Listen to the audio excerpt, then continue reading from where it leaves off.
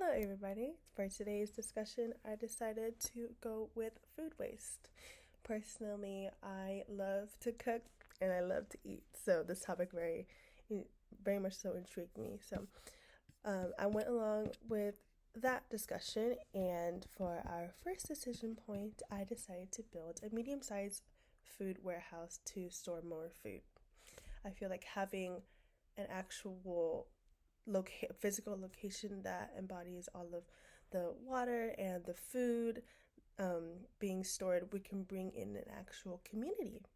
I feel that we're trying to build a community here, and it's kind of hard to build that if we are just filling up trucks and dropping off food at people's doors.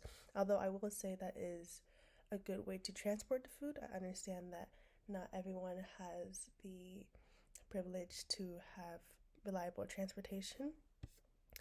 There's there's flaws in both choices, but I feel that building um, a warehouse for the food is more efficient for the community.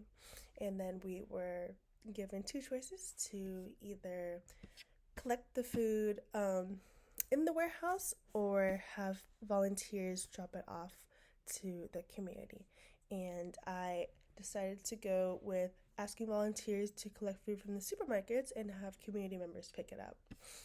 Going back to what I said, having people come to the warehouse builds a community. Um, and according to our reading in this previous module, it states a recent study showed that 40% of the food produced in the United States is uneaten and wasted. I believe that if households can just take a moment and self reflect and look at their pantry and their food, they can donate good amount a good portion of their food to the supermarkets.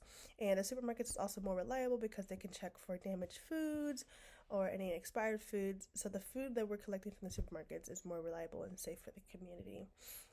It gives a chance for those who have very good food security to donate to the community, um, to further distribute out and help those who face food insecurity.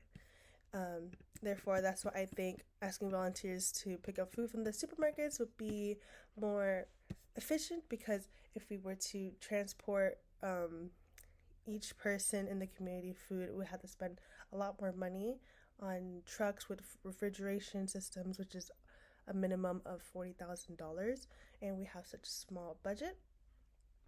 But yes, let me know what you guys think.